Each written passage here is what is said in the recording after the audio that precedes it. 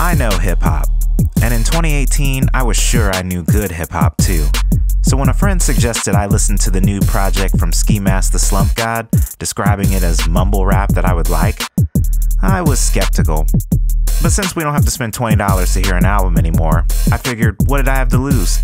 I was sure I'd play one song, then go back to listening to Joyner Lucas like I've been doing that week. The Ski Mask album in question was released on November 30th, 2018, and it's called Stokely, which is also his government name. It was his first studio album, dropped after a series of successful mixtapes, and the cover features a painting of Ski Mask dressed like a Revolutionary War general, but still wearing his iconic sideways do-rag. With one look at that cover, I was already shaking my head, and my expectations were set even lower by the title of the first track I played, Fungus. A few seconds of simple intro and a Kenny Beats tag later, I heard Ski Mask for the first time. Okay, baby be calling me Hercules, cause the H on my way, but this bitch is stand for Hermes. Okay, I done popped me a Perky, cause I heard it help with the pain, but just help my back aches. Okay, baby don't hurt me, let's begin after 3, cause a nigga like folk play. Okay, dripping like I just took a shit and clocked toilet. By all measurements, I should have hated this. The rhymes are simple, the punchlines are average at best, and he's talking about popping pills, fucking bitches, and flashy clothes. Classic mumble rap. But I fucking love it. I'm Devin Dabney, and this is how Ski Mask the Slump God taught me humility. The phrase old head is a pejorative term in hip-hop for people who are either past their prime, existing in a scene beyond the appropriate age, or perhaps still hanging on to an outdated perception of the culture. They're the people that either can't get with the times or flat out refuse to, sometimes both, usually because they see the past times as better. I think in some ways I was doomed from birth to become an old head. The adults in my life tended to like older music, so growing up I consistently listened to either 70s soul, smooth jazz, country western, or sometimes the most old head music of all, classical. There was some hip-hop, of course, but rarely newer than the mid-90s. Actually, the reason I even started rapping back in 2005, aside from proving my peers wrong when they said I couldn't rap, was because I was sick of how hip-hop felt monochromatic, incomplete, and a little heavy on the crack. Surely anyone could see this though, right? Or so I thought. Fast forward to 2018. I'm a route setter at Planet Granite Portland, freshly transplanted from Indiana. I'm wrapping up a day of setting when one of my fellow setters asks me, "Yo, you listened to the new Ski Mask yet?" Who? Ski Mask the Slump God. He references a bunch of cartoons and shit that we used to listen to as kids. I mean, he's a little like mumble rap, but I still feel like you would like it. The phrase mumble rap is a pejorative term that originally defined a subgenre of hip-hop, featuring unclear, messy vocal delivery.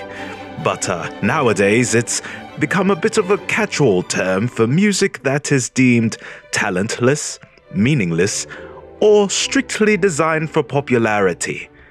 Anyone who uses the term mumble rap is almost certainly, you guessed it, an old head.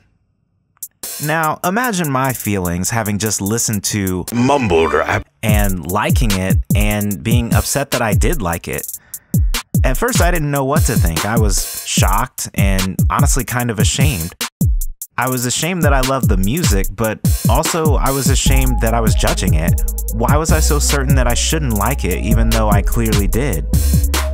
I think I felt that I was betraying hip-hop by liking this music, and that if I really cared about hip-hop, I wouldn't support something that was so obviously not a part of the real culture.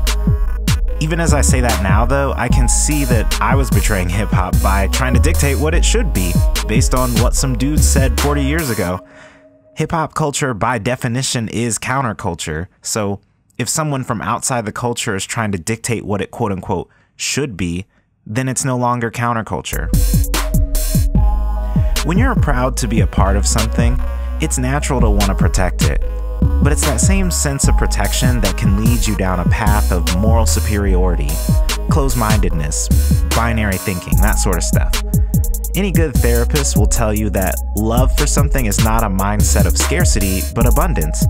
You don't grip the things you love tightly and dole it out sparingly. You let it go and expand, knowing that more will come to you and you always have more. I was not letting hip-hop do that. I was white-knuckle gripping onto what inspired me when I was a kid. What I saw was moving and important, without remembering that A, people aren't all moved by the same things, and B, people once thought my inspirational artists were the quote-unquote mumble rap. There's another twist in the Ski Mask story. Turns out, young Stokely Cleveland Goldborn and I have a lot more in common than I might have thought. His dad was a Fort Lauderdale rapper named Sin City, and he pushed his son towards hip-hop, but didn't lead him to believe other music was lesser either. In an interview the year before this album dropped, 21-year-old Ski Mask said, "I listen to every genre, rap, rock, classical, heavy metal. I listen to Adele sometimes too." I'm a lyricist. I value complex storytelling, world building, and big picture concepts. I value that stuff because it's who I am and who I want to be. I also fucking love Ski Mask the Slump God. I love his off-kilter cadence, his references to SpongeBob and Powerpuff Girls, and his intentionally irreverent musical style. Listening to this album over and over taught me a valuable lesson in perspective and humility. I learned that yes, some hip-hop is like bubblegum, and some hip-hop is like steak. And of course, if I bite into a cube of Hubba Bubba Max expecting the flavors of a ribeye, I'm gonna be disappointed. But you can't judge a piece of gum as a ribeye, and you can't judge an album by its cover, no matter how ridiculous it is. Woke up to a good life, baby. Getting chicken, bitch, you know I'm gravy. Watching me, what you see, diamonds HD. Shining brighter than a smile on my auntie. As it turns out, bubblegum tastes pretty damn good.